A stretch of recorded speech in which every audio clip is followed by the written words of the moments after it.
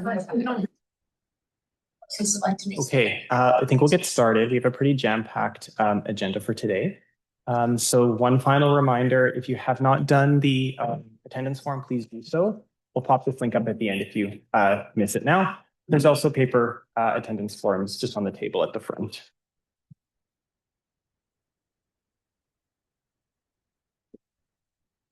There we go. Like we begin all the sessions, I just want to start off with a land acknowledgement. So for thousands of years, this has been the traditional territory of the Huron-Wendat, the Haudenosaunee, and most recently the Mississaugas of the Credit River. This territory was the subject of the Dish with One Spoon Wampum Belt Covenant, an agreement between the Haudenosaunee Confederacy and the Confederacy of the Ojibwe Nations to peaceably share and care for the resources around the Great Lakes. Today, the meeting place of Toronto is still home to many Indigenous people from across Turtle Island, and we are grateful to have the opportunity to work and learn on this territory. So welcome to the fourth out of the 6 learning session of the STAR program. We're making quick progress through the program, so over halfway done now. So today we'll be talking a lot about the STAR Research Day, which is coming up in just over a month. We'll give you lots of tips and tricks on how to present posters, make your first poster, also looking at a lot of the more logistical details for Research Day. And then you'll hear from some UHN postdocs and grad students who will give you some insights in terms of how to create posters, and you can ask them all kinds of questions as you prepare your own. So hopefully you have lots of questions. So in terms of Research Day, so this is your opportunity to present anything that you've learned over the summertime. We do not require, and I can't emphasize this enough, we do not require a formal research poster, meaning like you don't have to present results, data, discussion, those kind of formal different sections that you traditionally would see in a research poster. This is not a formalized data share research. It's to share your experiences working in research broadly at UHN. Many of you are in research labs, but many of you are also in more administrative departments where you're not necessarily gathering research data and analyzing and interpreting it. You're doing other different types of work related to research at UHN. So again, we do not require a formal research poster. You can present anything that you've learned over the summertime. So Research Day will be happening, the in-person component will be on August the 13th, and it will take place across the street in the De Gasperis Conservatory. So that's the in-person option. There's also an online option as well. The deadline to submit the online presentation to a platform called VoiceThreads will also be on August 13th, and it'll be at 1 o'clock. So for those of you who are doing online presentations, as well as in person, you'll receive all kinds of details and instructions on how to upload, directions to the space, what your poster number is. You'll receive all of that information by email next week. But for a breakdown of the in-person session, it'll check in for session 1 will start at 12:45 with opening remarks beginning at 1:15, and then the poster sessions will of course, the stars of the show will start at 1:30 for poster session 1. And then poster session 2 will run from, there's a typo there. We'll run from 3 to 4 o'clock, and then you'll have closing remarks. So the main part of the Research Day will happen in session 1, which will be from 1:30 to 2:30. And then from 3 to 4 will be session 2. So just a reminder for those of you who have not done so yet, the deadline to register for Research Day is this Sunday, the 13th at 11:59 p.m. Just to note that all of the in-person slots are now full. So if you haven't registered yet, you will receive a virtual presentation slot. Majority of the people who've signed up for an in-person slot will receive some, but some people who've registered a little later may not receive them.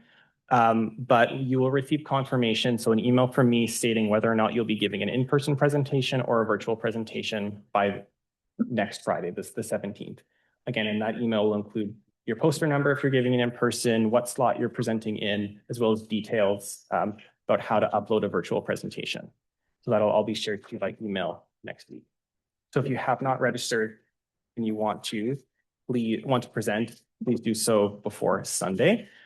Because presenting at Research Day, whether or not that's in person or virtual, is a requirement for the certificate of program completion, in addition to watching or attending 4 out of the 6 program learning sessions. Any questions before I keep going? Just want to make sure everything's clear about research day, like more of this administrative, the logistical details before we kind of get into poster size requirements and those types of things. Yeah. By next week if we're in person or virtual. Correct. Yeah, you'll know by next week if you'll be in person or virtual. Okay, so in your presentations, I think as I've hopefully made clear by just going and keep emphasizing that you can discuss anything that you've learned over the summertime.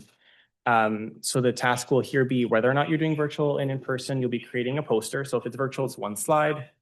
If it's in person, you'll be printing out a poster. And you'll also be preparing a 3-minute speech or spiel that will accompany the poster. If someone walks up to you in person, you'll have about 3 minutes. We're not timing you, but we'll have about 3 minutes to be able to get your points across and communicate whatever's on your poster. Same thing with virtual. You'll be recording yourself. So you'll be recording yourself along with that 3-minute discussion of your poster that you'll upload to a program called VoiceThreads.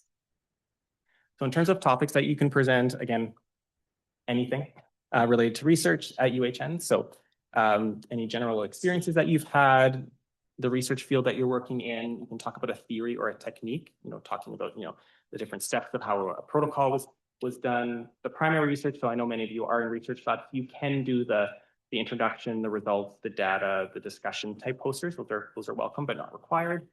As also some general notes on what you've learned over the summertime.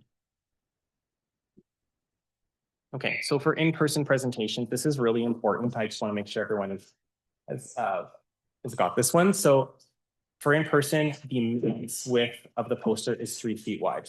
It cannot be larger. We will most likely not be able to accommodate posters wider than 3 feet. If you do come with a larger poster, we have to be strict, and I don't want to be strict, but we have to just to accommodate as many people as we can. It cannot be wider than 3 feet. If it is, you may not be able to put it up.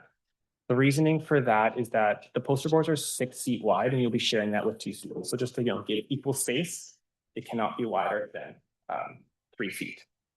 As well as you have the 3 feet wide is like the area that you can work with, but you don't actually have to print a poster that's 3 feet wide. It can be like your poster can be a paper that's taped onto the board or stuck onto the board.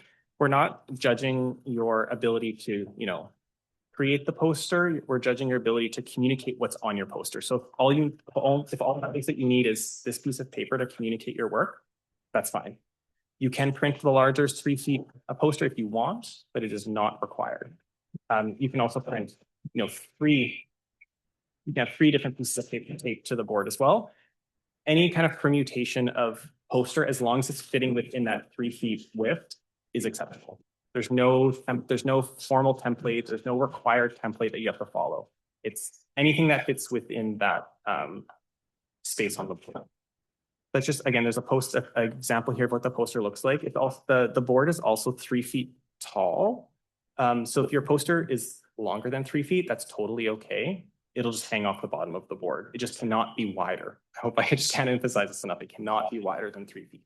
We've had students come to research day in the past where their posters are wider, and it's pushed other students off their boards, and it's just to kind of out of fairness. We want to make sure everyone has ample space.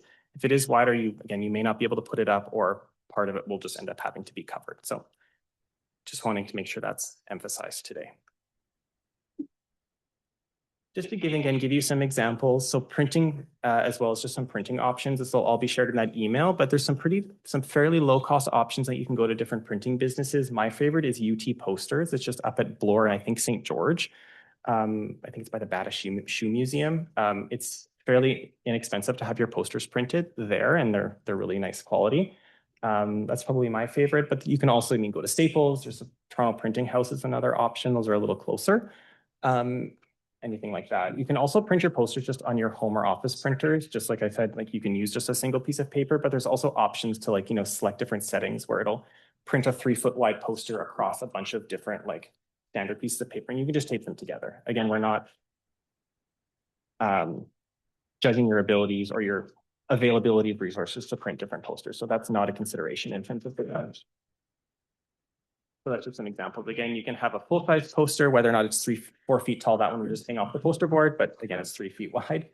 as well as there's the one on the right is just an example of you can print 6 different pieces of paper and stick them all together on the poster board. Just to give you some examples of maybe some non-research like posters that have like, the data, the results, the discussions. So some of you, if you're working out of a kind of a program, you're doing work through a program. Like for example, I've just put an example here. If you're working out of the radiation medicine program, you can talk about like within that program, what are your favorite parts of the summer? What are the learning objectives of the program or some things that you've learned taken away from the program, your key takeaways? You can add some pictures. Pictures speak louder than words, so use tons and tons of pictures, as well as, how has this program or this experience influenced my future, whether that's you want to go into research or influence your career trajectory or anything like that. So that's one example there. An example on the right there is just like if you want to talk about a technique or a protocol that you run. So I put an example here if you're running a Western blot. So you can tell us or tell the people that come to your poster like the theory of a Western blot or what it is and why you're doing it, a little overview of how you do it, what you liked about them, what you didn't like about them. When I was in grad school, I really didn't like them, so I'd have a really long list of things I didn't like about them, but some people may have different opinions, so you may have a longer list of likes or whatever. Also included a picture of my bench setup when I was doing them, and well as an example of what a gel looked like at the end or the images of the blot after I was finished. So the possibilities are endless. That's essentially what I'm trying to tell you here is that the requirement for research day is left intentionally vague so that because of the broad different types of positions and summer experiences that students have. So have fun and use this as an opportunity to practice your communication skills in hopefully a very low stress kind of and chill environment. It's supposed to be designed for people who've maybe never given a presentation before. So use this to your advantage and just have some fun and learn some communication skills and talk to people about your experiences.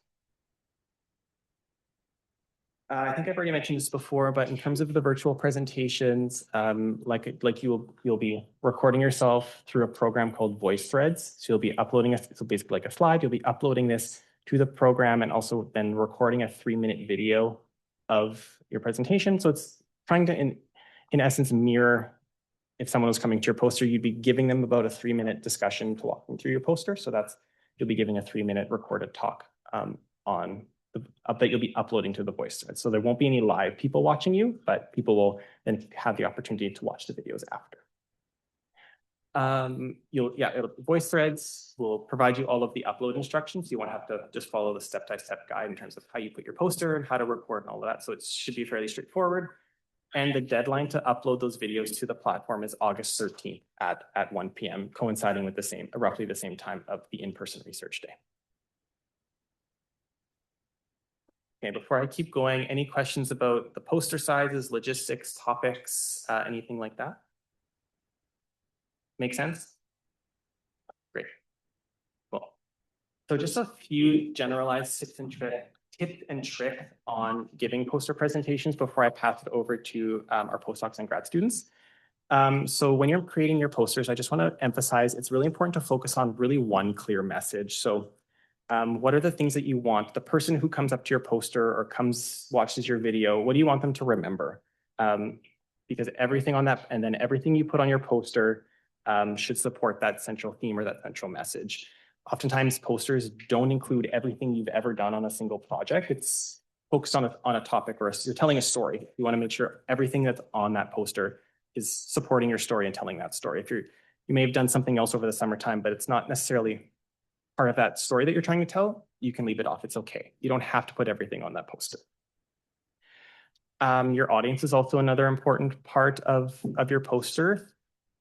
The poster day will be visited by people in a very differing areas. You'll have your peers, you'll have graduate students, you'll have postdocs, you'll have staff.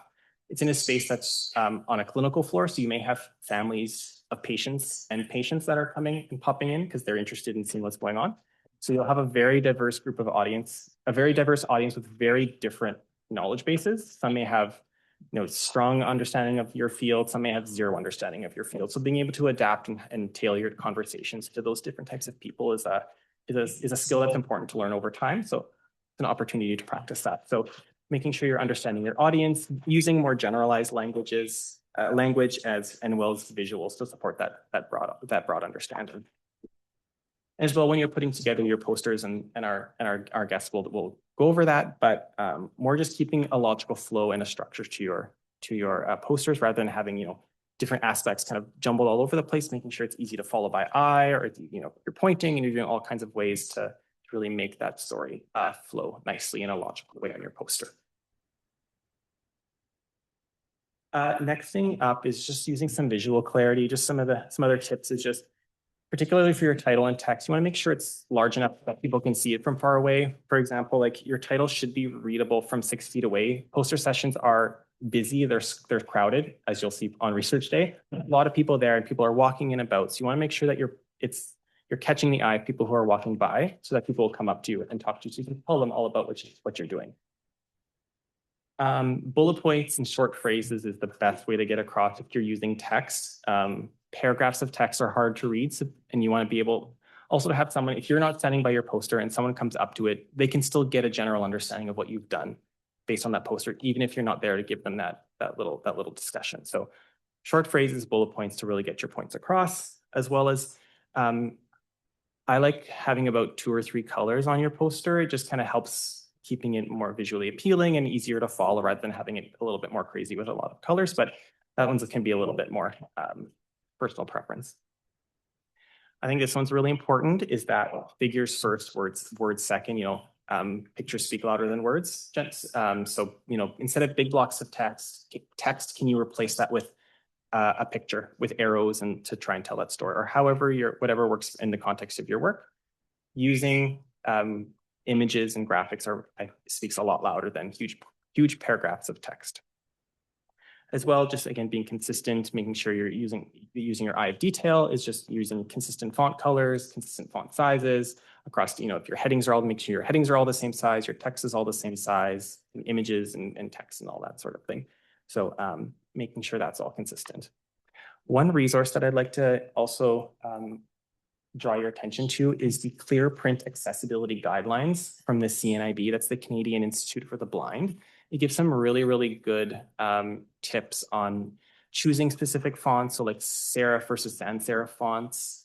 So for people with lower vision, maybe it might be easier for them to see, or choosing specific colors or not mixing certain colors for red-green color blindness.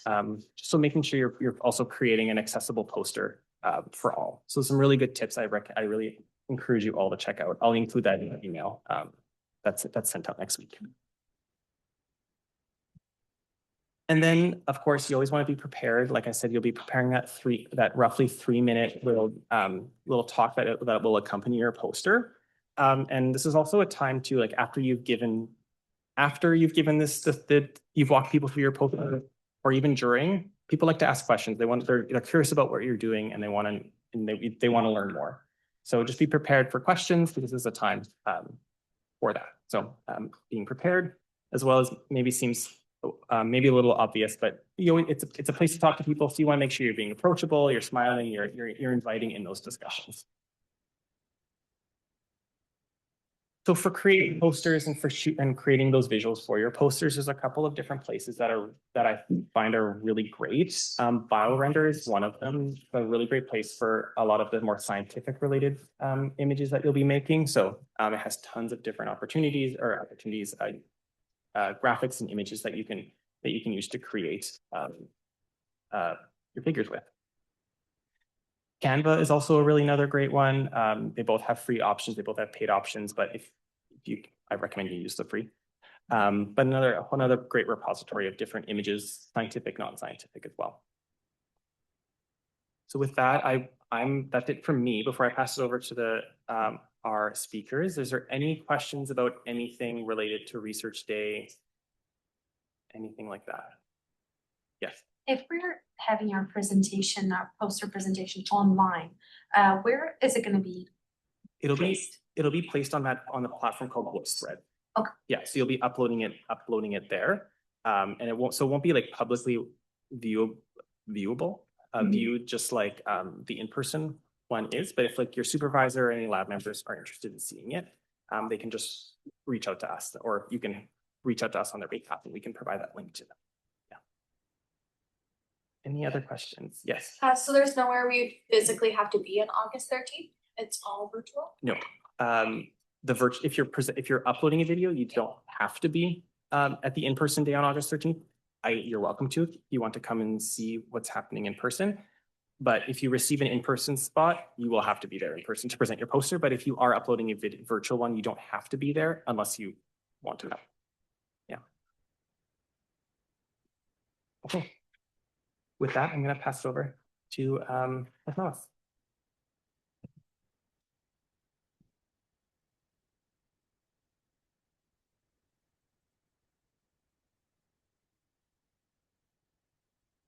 Introduce yourself or anything. Okay, hi everyone. My name is Kashmala. I'm a postdoc at the Wilson Center right here at UHN. I completed my undergrad at UFT Scarborough campus, my master's at McMaster University in neuroscience, and then my PhD at York. So kind of done posters at all different universities at all different levels as well. This is the most recent one. This is my postdoc project, which I'm just wrapping up this October. If I can just sit down to like writing and just coding my data, but it's summer, so no one wants to work. But anyway, this is my project. I just presented this a few months ago as well. And this is an example of a qualitative research project. A quantitative one might look a little bit different. The tricky part about qualitative research projects is that the words are the data, right? So that we don't have numbers, there's no p-values, there's no ANOVA regression analyses, people's quotations, that is the data. So you do need to put a lot of text on your posters if any of you are also doing qualitative work. And qualitative primarily is like a thematic analysis, grander theory, you're doing interviews, focus groups, that kind of work. So with this in mind, I had just a few tips. I know Adrian had covered quite a lot of great information already, but just had a few more tips just around the interpersonal and the storytelling piece around poster presentation. So I would say the first thing is to remember that this is an interpersonal sort of connection. So even if you have like a 3-minute speech or spiel ready, some people will just interrupt you in the middle, and your purpose is not just to get through your speech and just like not let them talk. Whoever your audience is, they might just get stuck on like the methods or the objectives, and they might interrupt you and be like, hey, can you just pause here for a second? Because you know your project inside out, but the audience is completely new to this project. So just slow down a little bit. That's a tip just for myself. I tend to mumble. I tend to talk pretty fast. So just slow down, take a breath, slow down, and feel free to kind of stop. And you may have to kind of go back and forth on your poster. So you have a linear sort of story in your head, but people may interrupt you. So be ready for that. The second thing is if you do have a lot of data on your poster, you've only got a few minutes, you kind of feel like your audience is like falling asleep or they're just kind of bored or they're not really interested, you can kind of just perk them up by saying, hey, this is the main takeaway from my poster. So for this particular one, I just point people to the infographic, the sort of word cloud there. The word cloud is basically a representation of all the codes and themes that came out throughout my postdoc study. So let them know where their eyes should be drawn, point them in that one image, that one picture, that one participant quote, that one piece of data, and be like, hey, if you don't remember anything else I said, this is the main takeaway from my post. Cool, does that make sense so far? Okay, awesome. The third thing, this is a little bit maybe controversial. I don't know if you guys allow this or not, but I know some conferences do allow you to have like a physical, tangible thing. If you don't take up too much space, as Jordan mentioned, there's not that much space in poster presentations. So if you can have like a little stool or something next to you, and if your project was maybe arts-based analysis, or you had something tangible that people had to study or talk about, I know for mine, because it's called Chai and Chat, so like sitting down with people, having tea and talking about like really hard topics like anti-Semitism and Islamophobia. So I literally had like a little cute little tea set. It was also blue and purple, and like a little milk jug and sugar on the chair next to me. I didn't actually have tea. I didn't have the funding to give coffee and tea to everybody, but it was just a starting point. It's a starter for a conversation. So if you can take up a little extra space beside your poster without intruding on the person next to you, that could be a cool idea to get people drawn to you. Do not put a bowl of candy or Smarties or anything like that, because that will run out very quickly. And that's also like bribing people to come to your poster. So I don't think that's very ethical. So don't do candy or anything like that. Make sure it's related to your research. The last couple of points I had was get to know your audience. So I know, again, we have like this 3-minute thing that we have to get through and tell the audience members, but just get to know them. So a good starting point, I actually don't even start with my little speech. I just ask the person, hey, like, where are you from? What are you interested in? Which department are you from? Are you from UHN? Are you from another campus at UFT? Just kind of get to know them a little bit and then gauge your speech and kind of like mirror their language a little bit based on their interests. That will get them to start talking a bit more as well. Maybe they've never heard of like equity-based research or qualitative research, and they're interested in something else. So try and see what they're interested in as well, instead of just focusing on your poster presentation. The final couple of things is just to use this opportunity, poster days in general, as a form of networking. I found so many connections in BC and in Alberta and different provinces across the nation as well, just by presenting a poster presentation. I've met so many postdocs, PhDs, even undergraduate students who are doing similar work. So just use it as an opportunity that as you are telling your story, as you are going through the methods or results section, see what people are interested in. And sometimes people will say, hey, keep my business card, or here's my Instagram, or just like contact me after. Let's like talk about this more. So just use it as a form of networking as well for maybe future publications or projects. If there's anything else. Yeah, so this is just as like a sort of, I know you had mentioned the content and sort of the format. This is sort of the standard format. Again, there's lots of different ways you can do this. Color is important. And this is something that my supervisor just mentioned, like a totally like, it's an optional thing, but whatever outfit you're wearing or whatever your outfit choice is, just make sure it's not clashing against the colors of your poster, or like you don't have like some funny slogan on your t-shirt and people are trying to read like your shirt and then they're not looking at your poster. So keep it professional. You can match your poster if you're really like type A like that, but just keep it professional in terms of what you're wearing and you're not clashing against the colors of your poster, just for the aesthetics of it all. And just so the focus is primarily on your data as well. I think that's it. Okay, cool. Awesome. Thank you.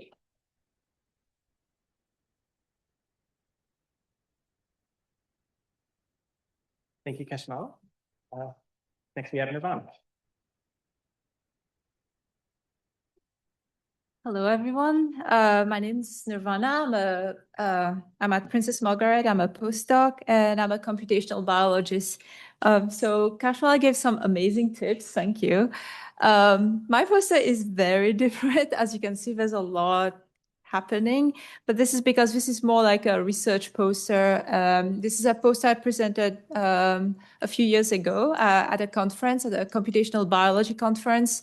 So one of my challenges when I was going to this conference was I had a very diverse audience. So there were computer scientists, there were biologists, and biologists across different fields, so not just cancer, across various fields. So I wanted to design a poster that would appeal to people who are more into pipeline development, algorithm development, but also into my results. And if I could capture anyone who was interested in cancer biology.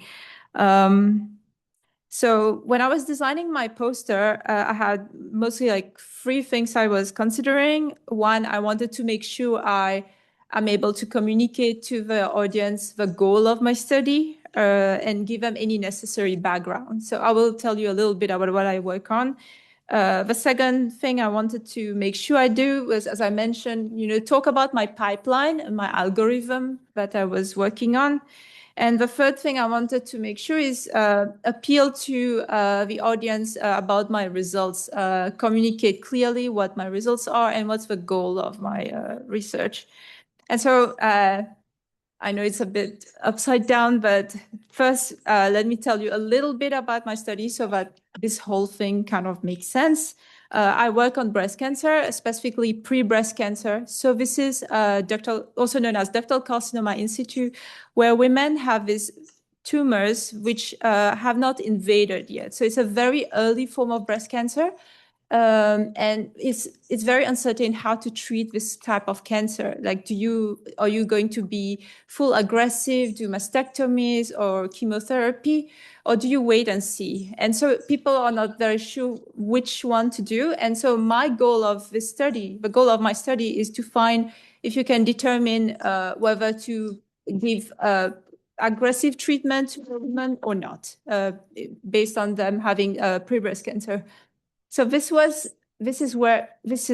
can I? Okay.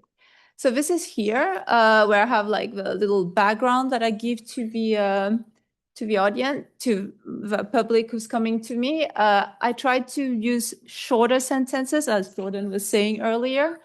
You could go even shorter, but I wanted to make sure that even if I'm not by my poster, if someone stops by, they can see what I'm talking about. So I try to achieve a trade-off by putting sort of complete sentences, but then highlighting and bolding the important parts of my sentences. And then I ended with the research question in red. And then here's the key part, one of the key parts, which is illustrating my pipeline. So I'm not going to go over the whole pipeline. We don't have a lot of time. But what I try to do is, I try to tell people what my data set was about. So that's at the top. And then here I have like the different parts of my algorithm, my pipeline. And because there are so many intricate parts, what I did, and this was a tip actually from my lab mate, was to put like little numbers. So A, B, C, D, E. I'm so sorry. And I had like little details of what each of these components were. So maybe this will be helpful for you. I'm not sure, but this is what I did in this case. And then the rest of a poster goes over my results.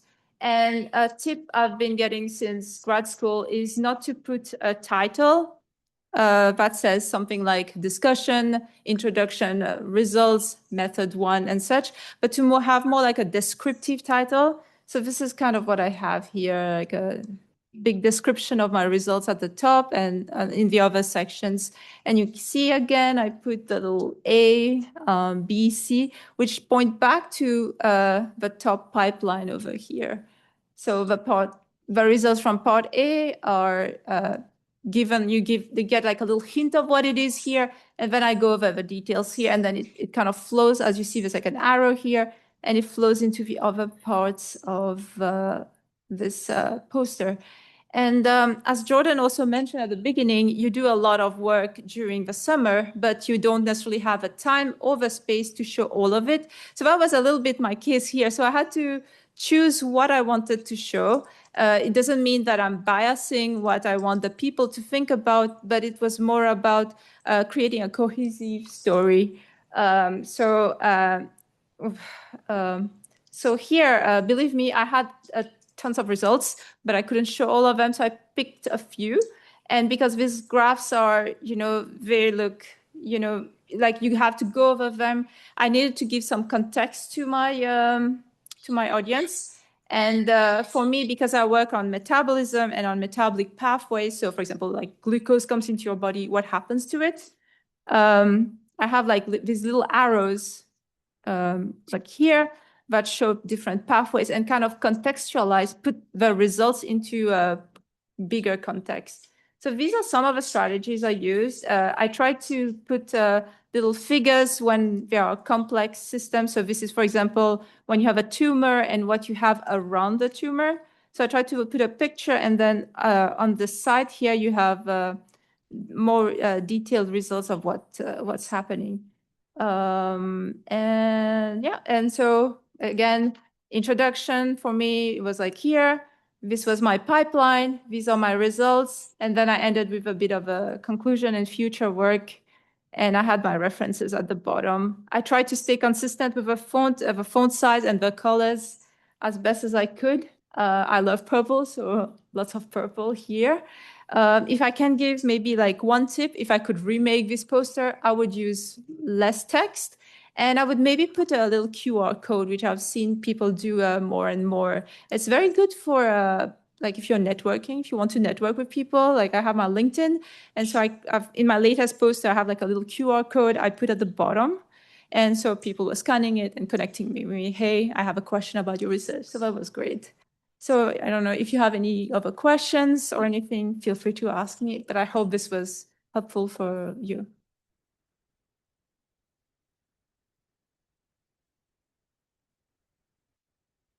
All right, thank you both. So I hope this just showed you some that, different research areas, posters can look different.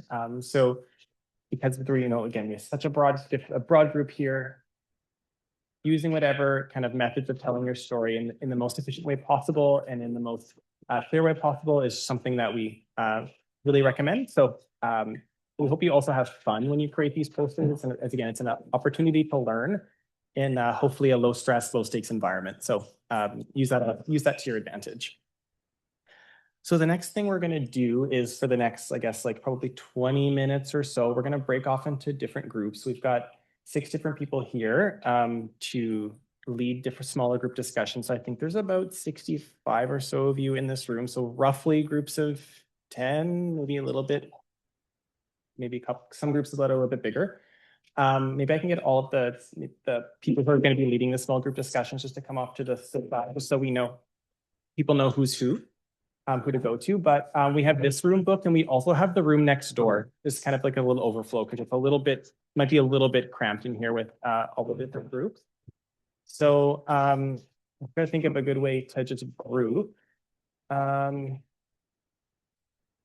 Maybe I can get this form. Do you want to go to the next room? Can I just maybe 10 of you follow form front? Here. Maybe I'll give the front here for you. If you want to just the back there. Yeah. If we can also, if we have to move over a little bit, over our shit kind of space a little bit. Nirvana, do you want to take the over here? And then Kashmala kind of at the back. Right there. You try and separate yourself as best you can. And just like feel free to ask as many questions as you want to kind of learn about how to make a poster. Yes. Thank you.